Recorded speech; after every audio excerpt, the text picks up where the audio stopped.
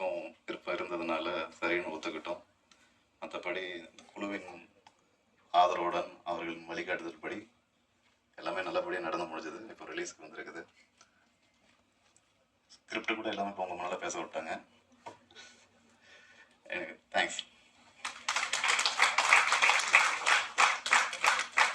நன்றி. நீங்க ஒரு டீம் லீடர், நிறைய பேசுவீங்கன்னு நினைச்சேன். தேங்க்யூ. அடுத்து நாம் பேச அழைக்கிறோம். நம்பிக்கை என்பது மனம் தீர்மானிப்பது. அப்படி நம்பிக்கை வைத்து சிறுபட தயாரிப்பாளர்கள் நலனில் தொடர்ந்து குரல் கொடுத்து வரும் சிறுபட தயாரிப்பாளர் சங்க தலைவர் திரு அன்புச்செழியன் அவர்களை பேச அழைக்கிறோம். வணக்கம். வந்திருக்க மீடியா நண்பர்களுக்கும் வணக்கம். மேடையில் இருக்கிற அனைவருக்குமே என்னுடைய பணிவான வணக்கம் தெரிவிச்சுக்கிறேன். மகேஸ்வரின் மகிமை அப்படின்னு நமக்கு தெரிஞ்சிருக்கோம். ஈசனை நேராக கொண்டு வந்து நிப்பாட்டார் நம்மளுடைய தவமணி. ஆமாம், ஏன்னா இப்போ நான் கேட்டேன் அவரை, என்ன வெறும் ட்ரெயிலர் மட்டும் போட்டிங்க, பாட்டு என்னாச்சுன்னு. இல்லை நான் படம் போகிறோம். சரி, இந்த ட்ரெய்லர் எதாவது போட்டுலாமே, நான் என்ன ராஜன் பேசிட்டே இருந்தோம். சாங் இல்லாமல் நான் என்னப்பா நாங்கள் பேசுகிறது அப்படின்னு. ஆனால் திருச்செந்தூரை வந்து ஃபுல்லாக லைவில் போய் எடுத்து வந்திருக்காராம். இது இன்றைக்கி காலகட்டத்தில் திருச்செந்தூர் போய் அவ்வளோ அழகாக எடுத்து வந்திருக்காருன்னா அவரை உண்மையிலேயே பாராட்டணும் தவமணி அவர்களை. ஏன்னா இன்றைக்கி எங்கே பார்த்தாலும் பார்த்தீங்கன்னா சாமி ஒரு பக்கம் திட்டிருக்காங்க, ஆசலமாக பேசுகிறாங்க. ஆனால் அப்பேற்பட்ட முருகன் கோயிலில் போய் தெளிவாக போய் படம் எடுத்து வந்திருக்காரு. ஆனால் என்னன்னா ஒன்றே ஒன்று தான் நான் சொல்லணும். சினிமாக்காரவங்க தான் இன்றைக்கி நம்ம சாமிநாத் சார் சொன்னார் சிறு படங்களை சப்போர்ட் பண்ணுங்கன்னு. நம்ம படம் ஓடாததுக்கு காரணமே சினிமாக்காரவங்க தான். நான் ஓப்பனாக சொல்லுவேன், தெளிவாக சொல்லுவேன். ஏன்னா நான் 89 வந்தப்போ நான் படம் பார்க்கப்போ ஏன்னா அன்றைக்கி சாப்பாடு வழி கிடையாது, தண்ணி தான் குடிச்சு நல்லா வாழ்ந்துருக்கேன். காலையில் தண்ணி தான் சாப்பிடுவோம், மத்தியானம் சாப்பாடு. அப்போ நாங்கள் ஃப்ரெண்ட்ஸாக வரும்போது டேரக்டர்ஸ் எல்லாம் பேசும்போது எவனா ஒருத்தன் படம் பார்த்து வந்திருப்பான். அவன் வந்து எங்கள்கிட்ட சொல்லுவான், படம் பிளாப்பு, ஒன்றுமே இல்லைம்மா. ஏன்னா நாங்கள் எங்களுக்கு தெரியும், எங்களுக்கு அப்போ அறிவு கம்மி தானே. சரி நாங்களே எல்லாம் படம் ஒன்றுமே இல்லைடா அப்படின்னு. இன்னைக்கு வரைக்கும் அதை சொல்லிட்டு இருக்காங்க நம்ம சினிமாக்காரன். அவன் ஜெயிக்கணும், அவன் முன்னுக்கு வரணும், அவன் லைஃப்பை கொண்டு வரணும், அவன் குடும்பத்தை காப்பாற்றணும் எவனுமே நினைக்கிறதில்ல. இன்னைக்கு வரைக்கும் இந்த வடப்பள்ளியிலும் சரி, இந்த பிரசாந்த் எதுக்கும் சரி, கோடம்பாக்கம் இன்னைக்கு நிற்கிறானுங்க. ஏன்னா நான் என் சங்கத்தில் நீங்கள் இப்போ வெளியில் நீங்கள் மீடியாவில் பார்க்குற போகிறீங்க, உங்களுக்கு தெரியும். ஆனால் நான் எனக்கு டெய்லி நான் சங்கத்துக்கு வரதுனால தான் உண்மை சொன்னேன். இன்றைக்கி சிறுபடுறதுனால எக்கச்சக்கமான பேர் இந்த சங்கத்துக்கு வரதுனால நான் இப்போ தேவமண்டோட சொன்னேன், எதுவாக இருந்தாலும் தெளிவாக சொன்னேன் இல்லையா. ஒவ்வொரு விஷயம் நான் கேட்டு செய்யணும். என்ன காரணம்னா இன்றைக்கி ஒன்றும் இல்லை, அந்த இவன் நடித்தான் நம்ம தனுஷ், அவன் படம் ஒன்றுமே இல்லைன்ட்டான். வந்து பிளாப்பு ஒன்றுமே இல்லை, படம் பார்த்து என்கிட்ட பார்க்கலன்றான். யாரா சொன்னாலும் எனக்கு கெட்ட வார்த்தை வரும். நான் வரல, யாரும் சொன்னாங்கண்ணே, டேய் சரி டிஎன்ஏ எப்படா இருக்கு, அது ஒன்றும் இல்லைண்ணே, படம் பார்த்தியா பார்க்கலண்ணே. அப்படி எப்படி நம்ம திட்ட மாட்டோமா சொல்கிறானே இப்போ வரைக்கும். ஏன்னா இன்னைக்கு வந்து ஆந்திரா ஹிட்டுன்றா, இங்கேயும் பரவாயில்லன்றான். என் பையன் பார்த்து சொல்கிறான், கூப்பிடு அப்பா அருமையாக இருக்கு, வாங்க ஃபேமிலியோட போகலான்றான். இதுக்கு என்ன சொல்லுங்க? அது 100 கோடி 200 கோடி, இவர் எடுத்தது 1 கோடி 50 கோடி. ஏன் என்ன சொல்கிறேன்னா, முன்ன படம் நல்லா ஓடணும்னா சினிமாக்காரங்களுக்கு படத்தை பாருங்க. படத்தை பார்க்கலையா கண்டென்ட்டே போடாதீங்க, எவன்டையும் பேசாதீங்க. அப்போதான் நீ உண்மையான ஆம்பளை, உண்மையாலே சினிமாவுக்கு வந்த சாதிக்க வந்த மனுஷன் நான் சொல்லுவேன். இப்போ நல்ல அவன் முடிய மாட்டான் மனுஷன். இன்னைக்கு மக்கள் தாங்க படம் பார்க்குறாங்க, சினிமாக்காரங்க தேட்டருக்கு போகிறது இல்லை. எனக்கு நமக்கு தான் வயிற்றுக்கே சோத்துக்கு வழி இல்லாமல் போய் சினிமா பார்க்க முடியும், 2 ரூபா கொடுத்து எங்கே போய் வாங்கி போக முடியும். அதனால தான் சொல்கிறேன் ஓப்பனாக, அந்த தவமணியில் நான் தெளிவாக சொல்கிறேன், யாருமே ஏமாற்றி வாழ்ந்து சரித்திரம் தான் அப்பப்போ சொல்லுவேன். சினிமா நம்பி வந்து யாருமே தோத்ததே கிடையாது. நான் நீ உங்க நின்று இப்படி பேசுறேன்னா காரணம் எவ்வளோ கஷ்டத்தில் நான் பட்டு வந்திருக்கேன். நான் ஒன்றும் சாதாரணம் வரல, அரசியல் சினிமா கினிமா எல்லாத்தையும் அடிச்சு ஓட விட்டு தாங்க வந்திருக்கேன். நான் வந்து இன்னும் உங்கள்கிட்ட பேசுறேன். ஏன்னா ஜெயிக்கணும், நீங்க வாங்க. இப்போ நான் வந்து உங்கள்கிட்ட பேசுறேன்ல, எந்த படத்தையுமே நல்லா இல்லைன்னு சினிமாக்காரங்க சொல்லாதீங்க. அந்த சினிமா நம்பி வந்து எவனுமே சொல்லாதீங்க. நான் இதை மட்டும் சொல்லுவேன், நீங்க ஆணிதரமா சொல்லுவேன். ரஜினி எப்படி இருந்தாரு, கமல் எப்படி இருந்தாரு, அந்த ஓடுறா அவங்க 100 கோடி ஓடாட்டம் அவங்க சமாளிப்பாங்க, அடுத்த ஒரு காலம் சம்பாதிப்பாங்க. இந்த சிறுபடத்தை யார் காப்பாத்துறது, இவங்க யார் வாழ வைக்கிறது? இப்போ அடுத்த படம் அவங்க பையன் பாருங்க, அறிஞர் சூப்பர் ஹீரோவா இருக்காரு. நான் கேட்டேன், நீ நேர்ல ஹீரோவா இருக்கப்பா அப்படின்னு. அடுத்த படம் கண்டிப்பா சத்தியமா அவங்க பையனே ஒரு படத்தை எடுப்பாரு. அதை எடுக்க விட நான் எடுக்க வச்சேன். ஏன்னா இந்த படத்தை விட்டது வேற படத்துல பிடிச்சதான் ஆகணும். அவரு நம்ம எதுல வந்தோமோ அதுல தான் நம்ம ஜெயிக்கணும். எதை நினைச்சோமோ, நான் இப்போ வந்து தஞ்சாவூர்லேருந்து வந்தேன். நான் 25 வருஷம் இருந்து என்னோட சொந்த படத்தை எடுத்து தான் ஊருக்கு போனேன். அத்தனையும் கழிச்சு வந்து நிற்கிறேன்னா, அதே மாதிரி ஒவ்வொரு மனிதனும் ஒரு சொல்லுவாங்க தெரியுமா, காக்கைக்கும் தன் குஞ்சு பொன் குஞ்சுன்னு. நீ எல்லாருமே ஹீரோ தான், நீ எல்லாருமே டேரக்டர் தான், நீ எல்லாருமே கேமராமேன் தான், எல்லாருமே மியூசிக் டேரக்டர் தான். உங்க மனசுல எல்லாம் உட்காந்து அத்தனை பேர் ஒரு எண்ணெய் இல்லைன்னு மட்டும் நீங்க சொல்லுங்க. நான் இந்த சினிமா விட்டு நான் போயிடுறேன். இந்த ஊருக்கு அத்தனை மீடியா இருந்து உட்காந்து ஒவ்வொருத்தரும் சொல்லுங்க, நீங்க சாதிக்க வந்தீங்களா இல்லையா? நீங்க சாதிக்க வந்த சூழ்நிலை மாறி ஒவ்வொரு இதிலும் ஒரு உட்காந்துருக்கோம். இன்னைக்கு எல்லாருமே பேசுவாங்க. இன்னைக்கு எல்லாரும் இன்னைக்கு மீடியா எல்லாருமே பேசுறாங்க. ஏகப்பட்ட பேர் இன்னைக்கு ரஜினி, கமலியா, பார்த்திபன் கூட சொன்னார், நான் ஒரு சட்டத்தை தைக்க முடியாமல வந்தேன். எல்லாமே இன்னைக்கு எல்லாம் ஏன்னா இன்னைக்கு மீடியா நிறைய பெருசிருச்சு. ஆனால் ஏகப்பட்டவர் இன்னைக்கு எல்லாத்தையும் மனசுல அத்தனை கக்குறாங்க. ஒரு 2 நாள் தாவாணிகள்னு ஒரு படம், பாகிராஜ் சார் நடிச்ச படம். நீங்க தயவு செய்து சினிமாவில் மீண்டும் சாதிக்கணும்னா தாவாணிகள்ங்கிற ஒரு படத்தை பாருங்க, சிவாஜி சார் நடிச்சிருப்பாரு. ஏன்னா எல்லாருமே கஷ்டப்படுதான். என்னால பிச்சை ஒண்ணுதான் எடுக்கல சினிமாவில் நம்ம வந்து எல்லாரையும் பார்த்தாச்சு. அதனால நீங்க நேர்மையா இருந்து சினிமா நினைச்சு வந்தீங்கன்னா வரலாம். இன்னைக்கு தேவமணிக்கு வந்து சினிமாவே என்னன்னு தெரியாது. அப்படி இருந்து வந்து இன்னைக்கு ஒரு சிவனோட அருளை பெற்று இன்னைக்கு ஒரு படம் எடுக்கணும் முடிவு பண்ணி எடுத்து பையனை ஹீரோ வச்சு எடுத்துருக்காங்கன்னா இதுதாங்க தன்னம்பிக்கை. என்ன கூப்பிட்டுக்காரு, ராஜனை கூப்பிட்டுக்காரு, இருக்கிற சபை எல்லாரையும் கூப்பிட்டு நடத்துறாருல, இதுதான் அவர். ஏன்னா அவரோட மனசுக்கு ஒரு படம் ஜெயிக்கணுன்றார். அதே மாதிரி ஒவ்வொருத்தவங்களும் நீங்க நினைச்சீங்கன்னா கண்டிப்பாக நான் சொல்றேன், இந்த ஆண்டு மேல ஆணைய சொல்லி ஜெயிப்பீங்க. நீங்க எண்ணங்களை மாத்திக்கிட்டு இப்ப நான் சொன்ன மாதிரி எந்த படத்தையும் ஓடணும் படமா பார்க்க சொன்னீங்கன்னா சத்தியமா நீங்க முன்னுக்கே வரமாட்டீங்க. அதையும் மைண்ட்ல வச்சுக்கிட்டு எல்லாருமே ஜெயிக்கணுங்க நிலவோட இருந்தீங்கன்னா இந்த மகேசன் மகிமை மிகப்பெரிய வெற்றி அடையணும். ஏன்னா அடுத்து படம் வேற போட போறாரு. அதனால ரொம்ப நேரம் பேச நேரம் ஆகும். எல்லாருமே சப்போர்ட் பண்ணுங்க. ஏன்னா நீங்க யாரோ ஒரு ஆள் கூட போய் காசு சொல்லலாம், நான் சப்போர்ட் பண்ணுவேன். உங்களுக்கு நல்ல கண்ணு இருந்தா தேவமணி படம் அடுத்து எடுக்குன்னு சொல்லியிருக்காரு. 2 நேரத்துக்குள்ள காலையில் போன் பண்ண அடுத்த படம் பெருசா பண்ண பையன் வச்சுருக்காரு. சொன்னீங்கன்னா கதை நல்லா நானே சொல்லி அவரை டேரக்டர் வேணான்றேன். நான் ஓப்பனா நீங்க டேரக்ஷன் பண்ணாதீங்க, படத்தில் நடிங்க அப்படின்றேன். ஏன்னா ஒரே ஆள் உங்களுக்கு பண்ண முடியாதுங்க. நானே டேரக்டரு, நானே ப்ரொடியூசரு, நானே ஹீரோனா அவரால் முடியாது. படம் கண்ணாடி எப்படி பண்ண முடியாது, அவருக்கு ஒரு ஃபீலிங் இருக்கும். இருந்தாலும் சரி நம்ம முதல் சாயம்பரம் அப்படின்னு சொல்லி எடுத்திருக்காரு. அவர் நம்ம எல்லாரும் பாராட்டுவோம். எல்லாம் ஒரு சாமி சொன்ன மாதிரி எல்லாருக்கும் போய் கொண்டு சேருங்க. ஏன்னா சினிமாவே அனுபவமே இல்லாமல் சினிமா வந்து எடுத்திருக்காரு. இதுக்கே நம்ம கை தட்டணும், இவரையே நம்ம பாராட்டணும். ஒரு மிகப்பெரிய வெற்றி அடையணும். ஏன்னு கேட்டால் நான் யாருக்குமே சப்போர்ட் தான் பண்ணுவேன். என்னென்ன திட்டுவேன், ஏன் ஏமாந்தேன்னு சொல்லுவேன். ஆனால் ஏமாறது முன்ன நம்மள்ட்ட பேசிட்டாரு. தயவு செய்து எல்லாம் சப்போர்ட் பண்ண. நன்றி, வணக்கம். காத்தல், அழித்தல், மறைத்தல், அருளல் என்று இந்த 5இன் அர்த்தம் சிவனே. இந்த பிரபஞ்சத்தை உருவாக்கிய பேரண்டமும் அவரே. சிவனின் புகழ் பேச வீதியில் உலா வந்த நாடகத்தினை ஊருக்கே எடுத்துச் சொல்லும் படம் இது.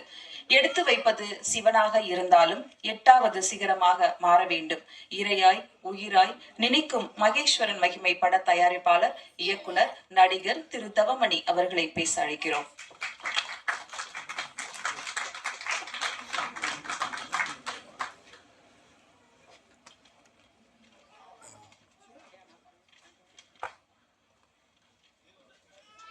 அருள்மிகு ஓரி பிரம்மசக்தி அம்பாள் திரைப்பட தயாரிப்பு நிறுவனம் என்ற ஒரு அமைப்பை நிறுவி அதன் மூலமாக இந்த மகேஸ்வரன் மகிமை என்ற திரைப்படத்தை எடுக்க வேண்டும் என்று ஒரு முடிவு செய்து ஒரு லெட்டர் பேட் அடித்து, நான் பேசணும் நிறைய பேசணும், இருந்தாலும் அந்த அம்மா பேரை சொல்லிட்டு 4 லைன். நான் என் வாழ்க்கையில் ஒரு படம் எடுப்பேன். இவங்க இந்த ராஜன் சாரு, இந்த அன்பர் செல்வன் சார் எல்லாம் நான் பார்ப்பேன். அவங்க முன்னாடி நின்று பேசுறதுக்கு எனக்கு இன்னைக்கு ஒரு ரைட்டு கிடைச்சிருக்கே, அதே அந்த சிவனோட அருள் தான். இல்லைன்னா நான் அந்த மேடையில் வரவே முடியாது, எந்த காரணம் கொண்டு வர முடியாது. அது ஒரு சக்தி, அந்த பிரம்ம சக்தி. எல்லாரும் வணங்குற தெய்வத்தை ஏதாவது ஒரு வகையில் எந்த தெய்வமா இருந்தாலும் சரி தான், ஹிந்துவா இருந்தாலும் சரி, கிறிஸ்தவரா இருந்தாலும் சரி, இஸ்லாமியரா இருந்தாலும் சரி, நாம வணங்குற தெய்வத்தை விடாம பிடிக்கணும். நாம செய்யறது இன்னைக்கு நான் சாமிக்கு அதை பண்ணேன், இதை செஞ்சேன் சொல்லவே கூடாது. நாம பாட்டுக்கு செஞ்சுட்டு இருக்கணும், நாம பாட்டு வணங்கிட்டு இருக்கணும். நாம நினைச்சு நடக்கும், கண்டிப்பா நடக்கும். நான் இந்த மேடையிலிருந்து நான் சொல்றேன், சின்ன வயசுல நான் என் பையனை வச்சு எடுத்த நான் நடிச்ச கதாபாத்திரத்தை அவனுக்கு கொடுத்துருக்கேன். அவன்கிட்ட கேட்டேன், என்கிட்ட காசு இருக்கு, கடன் வாங்கல, 1 பைசா கடன் கிடையாது இன்னைக்கு வரைக்கும். அப்படித்தான் அந்த படத்தை எடுத்திருக்கு. அந்த அம்மா எனக்கு சக்தி கொடுத்துருக்கு. 24 வயசுல, என் வயசை சொன்னா நீங்க ஆச்சரியப்படுறீங்க, எல்லாம் கொஞ்சம் மேக்கப்ல தான் இருக்கு. 74 வயசு, 1952 பிப்ரவரி மாசம் 19ஆம் தேதி பிறந்திருக்கேன். கணக்கு பார்த்துங்க, எல்லாம் மேக்கப் தான். ராஜனையா எப்படி இருக்காங்க, பலமா இருக்காங்க. அவங்க இந்த இதுல டிவில எல்லாம் பேசுறதெல்லாம் கேட்கும்போது உண்மை அப்படியே உள்ளொன்று வைத்து புறமொன்று பேசுவார், உறவுகரமாய் களவாக வேண்டும் சொல்லியிருக்காரு. அந்த மாதிரி ஆளவங்க சார் அப்படித்தான் அறிவுரை சொல்லுவாங்க பாருங்க. அவங்க குரூப்ல நான் அதுக்கு பதிலே போட மாட்டேன், எல்லாம் நான் அப்சர்வ் பண்ணி வச்சிருவேன், எல்லாம் கேட்டுக்கிடுவேன், தெரிஞ்சுக்கிடுவேன். அவ்வளவு ஆழமான கருத்துக்கள், அவ்வளவு ஐடியா. இதை பண்ணு, இப்படி செய், அதை பண்ணாத, யார் சொன்னாலும் கேட்க மாட்டாங்க. அவங்களுக்குன்னு ஒரு வழி. நானும் அப்படித்தான் போயிட்டேன், நானும் அப்படித்தான் போனேன்.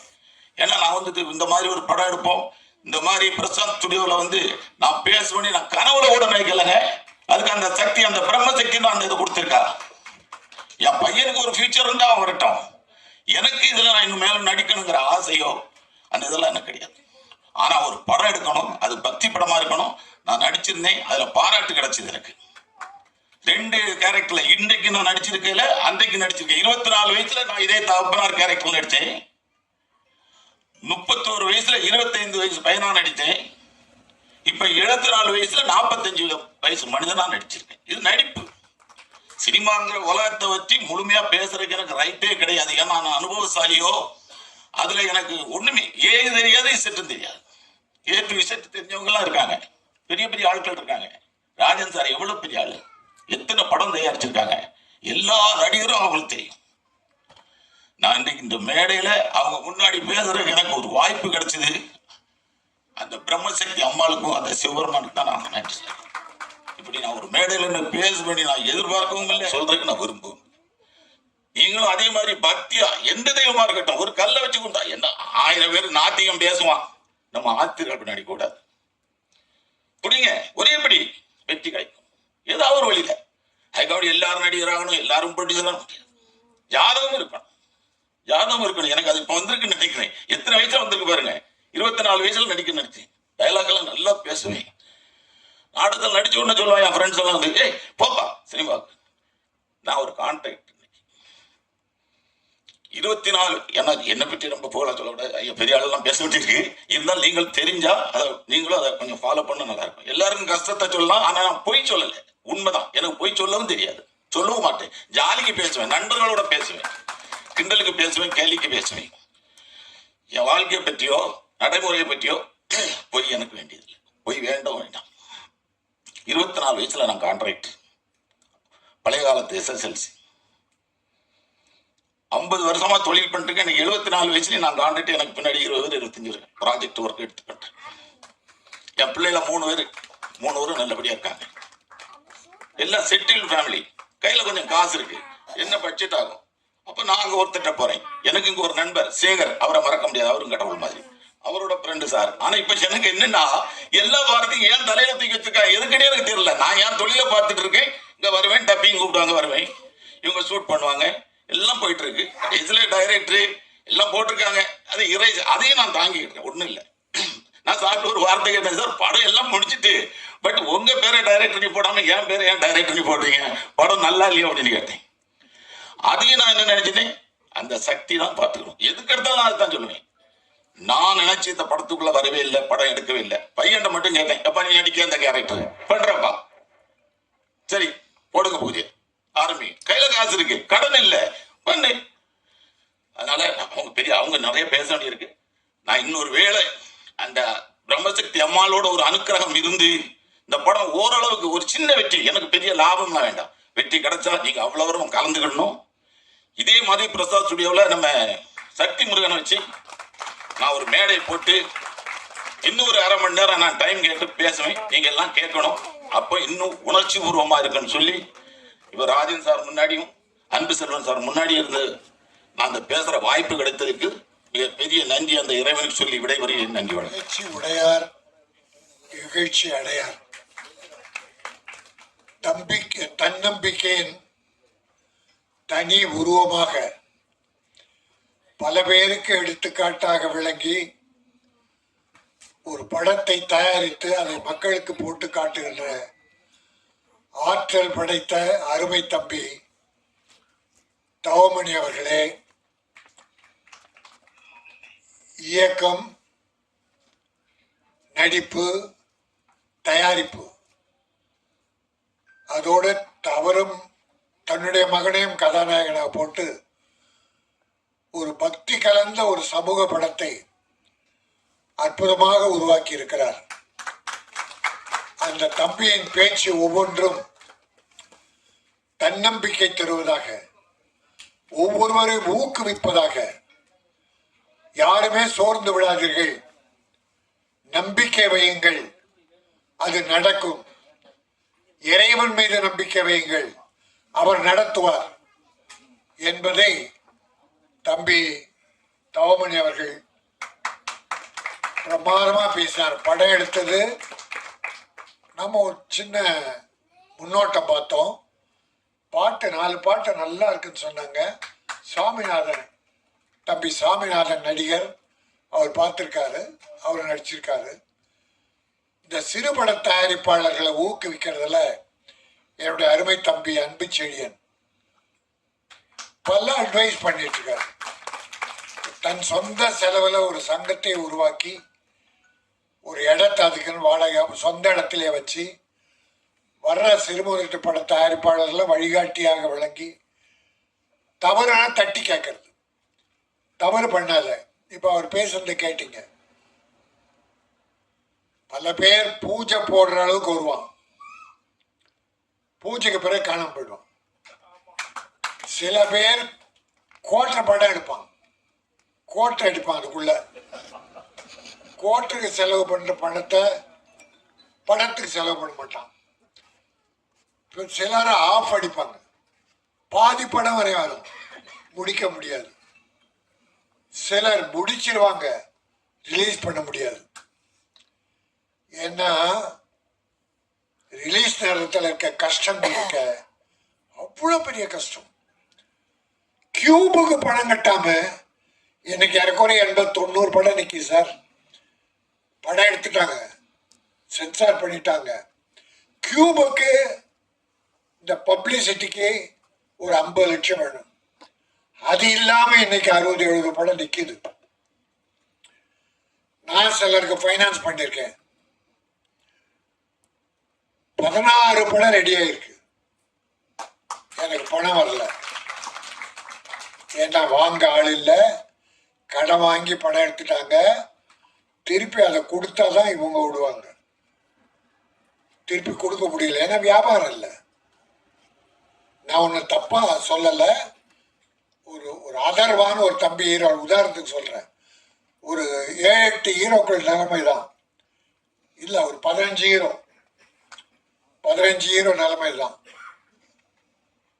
அதர்வாவது மட்டும் 9 படம் முடிஞ்சிருக்கு சார். 9 படம் முடிஞ்சிச்சு. எப்போ? 2 years, 2 வருஷமா முடிஞ்சிருக்கு. என் தம்பி மைக்கேல் ராயப்பன் சார் அதர்வா வச்சு ஒரு படத்தை 2 வருஷமா இன்னும் ரிலீஸ் பண்ண முடியல. உதாரணத்துக்கு சொல்றேன், எங்க ப்ரொடியூசர் பண்ற கஷ்டத்தை சொல்றேன். அவருக்கும் பணம் கொடுத்துருக்கேன். அதர்வா படத்துக்கு மட்டும் 3 படத்துக்கு கொடுத்துருக்கேன். படங்கள் 2-3 வருஷம் ஆச்சு ரிலீஸ் ஆகுது. பட் அந்த தம்பிக்கு 1.25 கோடி சம்பளம். சொலையா டப்பிங் முன்னால இவர் 1.5 கோடி வாங்கிட்டார். ப்ரொடியூசர் கதி என்ன அவஸ்தப்படுறாங்க சார், வெளியில பார்க்குறோம். அந்த நிலையில எப்படியோ கஷ்டப்பட்டு படத்தை ரிலீஸ் பண்ணா நம்ம சினிமாக்காரனே அன்பு செழி சொன்னது போல என்ன படமா இது, என்ன படம் எடுத்துக்கிறான் இவெல்லாம் படம் எடுக்க வந்துட்டானுங்க. ஏன்னா நாய உனக்கு முடியலன்னா விட்டு போடா, எடுத்து பாவம் கஷ்டப்படுறவனை கிண்டல் பண்ணிக்கிட்டு படம் நல்லா இல்லைன்னு சொல்லிட்டு அது நம்மானுங்களே இல்ல, வெளியில இருக்க பப்ளிக் சொன்னா ரைட். பத்திரிகை நிருபர்கள், ஊடக நண்பர்கள் நிறைவை எழுதி குறை எழுதுறது அவங்க கடமை. அவங்க குறை சொன்ன பரவாயில்ல, இருக்கிற குறைய. ஆனா கூட இருந்து நல்லா சாப்பிட்டுட்டு அவனே சொல்றான் சார், இப்படிப்பட்ட இந்த சினிமா சூழ்நிலையில தம்பி தவமணி சொந்த, எனக்கு இன்னொரு மகிழ்ச்சி என்னன்னா கடனே இல்லை, மொத்த பணத்தையும் போட்டு சுதந்திரமா எடுத்துக்கார். கேட்க ஆளே கிடையாது. அவர்கிட்ட ஒருத்தன் வர முடியாது. தொழிலாளிக்கு துரோகம் இல்லை, தொழிலாளி டெக்னீஷியன் எல்லாருக்கும் பணம் கொடுத்தாச்சு. இப்போ அவங்க ஹாப்பி, ப்ரொடியூசர் செட்டில் பண்ணிட்டோம் கடன் இல்லாம ஒரு படம் எடுத்துட்டோம், மகனை ஹீரோ உருவாக்கிட்டோம் என்கிற ஒரு நல்ல நம்பிக்கை. இந்த படம் வெற்றி பெற்றா, அந்த பணம் திரும்பி வந்தா இதை விட ஒரு பெரிய படம் எடுப்பார். இந்த பணம் வேற எதுக்கும் போகாது. அதான் சார் சிறுமுதலிட்ட படத்தை ஆயிருப்பாள போட்ட பணம் எடுத்து வந்தா திருப்பி படம் தான் நாங்க எடுப்போம். தொழிலாளிக்கு வேலை கிடைக்கும், எல்லாரும் லைஃப்ல சந்தோஷமா இருக்கலாம். அது ப்ரொடியூசர் செய்யற தியாகம். ஆகவே அதுவும் மகேஸ்வரன் மகிமை, கடவுளின் பெயரை வச்சு அந்த மகேஸ்வரன் மகிமையால் இந்த படம் வெற்றி பெறணும்னு நான் இறைவனை வேண்டிக் கொள்கிறேன். இன்னைக்கு ஒரு விஷயத்தை மட்டும் பொது நலன் கருதி, மக்கள் நலன், சினிமாக்காரங்க மட்டும் இல்லை, பொதுவாகவே மக்கள் நலன் கருதி, அது தமிழக மக்கள், இந்திய மக்கள் விஷயம். இன்னைக்கு அண்டர் கிரவுண்ட்ல ஓடிட்டு இருக்க ஒரு மேட்டர். ஒரு 3 மாசத்துக்கு முன்னால ஒரு ஆடியோ ஃபங்க்ஷன், அதில் ஒரு ஹீரோ, அந்த படத்தை ஹீரோ வந்திருந்தார். அழகாக இருப்பார், தெலுங்குலையும் ஹீரோ பண்றார். அவர் இப்ப கைதாகி ஜெயிலில் இருக்கார். என்ன காரணம்? கொக்கைன்னு ஒரு போதை பொருளுக்கு அடிமையாயிட்டார். எனக்கு ரொம்ப வேண்டிய தம்பி, என் தம்பி சாமிநாத மாதிரி, அவனும் ஒரு நல்ல தம்பி, நல்ல பழகம், மரியாதையான, அழகன். பாராட்டினேன், நான் மேடையில் பாராட்டினேன், அழகன். ஆனா குடும்பத்தில் ஒரு சூழ்நிலை வந்தது. குடும்பத்தில் ரொம்ப அவசரப்பட்டான், கோர்ட்டு கேஸுன்னு, அது ஒரு ஒரி. அது போக படங்கள் இல்லாம போயிடுச்சு. இப்ப நம்ம ஆளுங்க நடிகர்களோ இல்ல ப்ரொடியூசர் எப்படி இப்படி அடிமையாகிறாங்கன்றதுக்காக உதாரணத்துக்கு சொல்றேன் தவிர நான் யாரும் குறை சொல்லலை. ஒரு செய்தி வந்ததால் அந்த தம்பி பேரை சொன்னேன், எனக்கு ரொம்ப வேண்டியவன்ற உரிமையில சொன்னேன். இப்படி நிறைய பேர் இருக்காங்க, நிறைய குடும்பம் கெட்டு போயிருக்கு. பிறகு அவர் என்ன பண்றாரு, படம் இல்லைன்னும் போது ஒரு படம் எடுக்கிறார் சொந்தமா. எடுத்து படம் முடிச்சு ரிலீஸ் ஆகல, வியாபாரம் இல்லை. பிறகு கடன் வாங்கி படத்தை ரிலீஸ் பண்ணிட்டார், அதுல அவஸ்தைப்பட்டார். இது ஒரு ஒரி. எல்லா ஒரிசையும் தீர்க்க மதுக்கு அடிமையாயிட்டார். மது ஒரு ஒரிசை ஒழிச்சிருமா? மது உடலை கெடுக்கும், குடலை கெடுக்கும், குடும்பத்தை கெடுக்கும், மனைவி மக்களை கெடுக்கும், மனிதன் என்ற அந்த வார்த்தையை கெடுத்துரும். மதுவால வாழ்ந்தவர்கள் யாரும் இல்லை. குடியால் குடும்பம் கெட்டதை தவிர இன்னைக்கு தமிழ்நாட்டில் மட்டும் இல்லை சார், உங்களுக்கு தெரியும், எல்லாம் தெரியும். இந்தியா முழுக்க, தமிழ்நாட்டில் கொஞ்சம் குறைவே சொல்லலாம். நீங்க குஜராத்தில் மது விலக்கு, ஏன்னா காந்தி பிறந்த பொண்ணு, மது விலக்குன்னு சொல்றாங்க. பட் வேற நாட்டில இருந்து அங்க துறைமுகத்துல தான் வந்து இறங்கலாம், அங்கிருந்து நாட்டு கடத்தப்படுதான். கேள்வி, பத்திரிகை நியூஸ் பல பேர் சொன்னதா சொல்றேன். சினிமா ஒரு காரணம். நான் இது வரைக்கும் சினிமாவில் குறை சொன்னதில்ல, ஏன்னா நம்ம சினிமா. ஆனா குறை இருக்கும் போது சொல்லிதான் தேடணும். முன்னெல்லாம் என்ன பண்ணுவோம் சார், சினிமா என்ன சார் சொல்லிட்டோம், சமுதாயத்தில் நடக்கிறதான் சார் சொன்னோம். ஆணவ கொலை நடக்கலையா, அதை கதையை எடுத்தோம். ஜாதி வரி இல்லையா, அதை கதையை எடுத்தோம். இல்லையா, அதை கதையை எடுத்தோம்னு சொல்லிட்டு இருந்தோம். இப்போ சினிமாவில் இது நிறைஞ்சு போச்சு சார். இந்த நான் உங்களை தர்ம நியாயமா கேட்கிறேன், இந்த 1 இயர்ல எத்தனை படம் சார் ரிலீஸ் ஆயிருக்கும்? 241 படம் போன வருஷம். அதுல சின்ன படங்கள் தான் குடும்ப தர்மத்தை சொல்லி இருக்கு. பெரிய படங்கள் பூரா எடுத்து பார்த்தீங்களா? என்ன படம்? வெட்டு, குத்து, கொலை, கொள்ளை, கஞ்சா கடத்தல். பெரிய ஹீரோ சார். நீ ஒரு நல்ல குடும்ப கதை சொல்லக்கூடாது? கஞ்சா கடத்தல் மட்டும் விஜயே நடிச்சிருக்காரு, அஜித் நடிச்சிருக்காரு, ரஜினி சார் நடிச்சிருக்காரு. இப்போ உங்களுக்கு கோடி 1000 லட்சக்கணக்கான தொண்டை இருக்கான், ரசிகர் இருக்கான். நீ சினிமாவில் குடிக்கிறத காட்டினா ஒரு லவ் ஃபெயிலியர், பாருக்கு போய் தண்ணி அடிக்கிறது, காலேஜில் ஃபெயில் தண்ணி அடிக்கிறது, இதான ரெமெடி. ஒன்று தோத்து போனா தண்ணி அடிக்கிறதான ரெமெடி. நீங்க சினிமாவில் பண்றீங்க, உன்னை தொண்டன், ஒரு ரசிகன், என் தலைவரே அடிச்சிடுறான். நான் எல்லாரையும் சொல்ல, ஒரு 70% இப்படிதான் சார், 70% இப்படிதான் இருக்கு. நாடு குட்டிச்சவராக இருக்கு. இந்த 1 year நீங்க சொல்லுங்க, இல்லைன்னா எனக்கு சொல்லுங்க, எத்தனை சினிமாவில் கடத்தல் சார். ஹீரோ ஒரு துப்பாக்கி வச்சிருக்கான் சார், 50 பேர் கையில துப்பாக்கி, அறிவாளு, குண்டு, இவ்வளவு நிலமை வச்சுக்கிட்டு ஹீரோ மேல படாது. ஆனா ஹீரோ சுடுவாரு, ஒரு குண்டுக்கு 100 பேர் விழுவான்.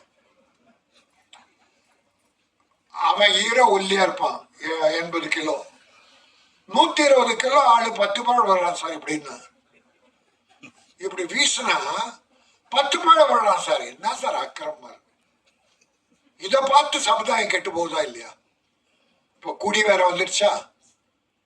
இளைஞன் 18 வயசு பயில குடிக்க ஆரம்பிச்சிட்டான், கட்டுப்பாடு இல்லை. காலேஜ் ஸ்டூடெண்ட்ஸ் குடிக்க ஆரம்பிச்சிட்டாங்க சார். வெற்றி தலைவன் ஒரு தாத்தாவா குழந்தைகள் 6 பேர பிள்ளைங்க எனக்கு எல்லாம். என் ஸ்கூல்ல 500 பிள்ளைங்க படிக்கிறாங்க, பேர பிள்ளைகள். என் ஸ்கூல்ல படிக்கிற பிள்ளை என் பேர பிள்ளை தான். அத்தனை பேருக்கு நான் பொறுப்பு. ஆனா நாட்டில் இன்னைக்கு கவர்மெண்ட் ஸ்கூல்ல பையன் குடிக்கிறான் சார், டேபிள்ல உட்காந்து. நாம டிவியில பார்த்தோம். குடியால் இந்த நாடு கெட்டு குட்டிச்சோர் ஆயிடுச்சு. அப்படின்னா நான் தமிழ்நாட்டை மட்டும் சொல்றேன்னு நினைக்காதீங்க. தமிழ்நாட்டில் மட்டுமல்ல, நான் தமிழக முதல்வரை கையெழுத்து வேண்டி கேட்டுக் கொள்கிறேன். பல பேட்டியில சொல்லியிருக்கேன், தமிழ்நாட்டில் மதுவிலக்கை கொண்டு வந்து மக்களை காப்பாற்றுங்கள். அவரும் வசதி இருந்தா நிச்சயம் செய்வார். தமிழக முதல்வருக்கு அந்த எண்ணம் இருக்கு. ஆனால் இங்க மூடிட்டாங்கன்னா பக்கத்துல புதுச்சேரி,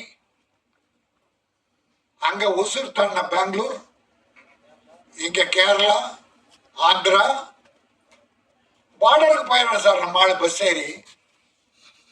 அப்போ இந்த பணம் எப்படியும் எங்கேயும் அழிஞ்சு போகுது.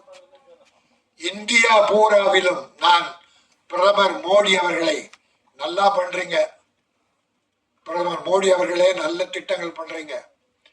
ஆனால் மதுவிலக்கை தேசிய கொள்கையாக வைத்து, மகாத்மா காந்தி பிறந்த மண் குஜராத், அந்த குஜராத்தில் பிறந்தவர் தான் மோடின்றாங்க, அமித்ஷான்றாங்க. அந்த குஜராத் மண்ணுக்காவது, காந்தி பிறந்த மண்ணுக்காவது இந்த மதுவிலக்கை அகில இந்தியாவில் மூடுங்க. ஒரு கூலி தொழிலாளர், பிராந்தி கிடையாது சார், படிச்சவங்க கொஞ்சம் பேர் தான், ஒரு 20% 25%. கூலி தொழிலாளர்ல வண்டி எடுக்கிறவன், கொத்தனாரு, வேலை முடிச்சுட்டு கூலி வாங்கி நேரா வீட்டுக்கு போற சார். அவன் பிராந்தி கடைக்கு போறான் சார், குடிச்சிட்டு தெருவில் விழுந்து கிடக்கிறான், வீட்டில் பொண்டாட்டி அடிக்கிறான், குழந்தைகளை அடிக்கிறான், கலவர பூமி ஆயிடுச்சு சார். ஆனால் இது ஒரு வாய்ப்பா கிடைச்சதால அது உங்கள்கிட்ட மனம் திறந்து பேசணும். தப்புனா தயவுசெய்து மன்னிச்சிருங்க. பொது நலன் கருதி இந்த நாடு நல்லா இருக்கணும்னா குடி இந்தியா பூரா இருக்கக்கூடாது. அதை பிரதமர் மோடி அவர்கள் கண்டிப்பாக செய்து மக்களை காப்பாற்ற வேண்டும்.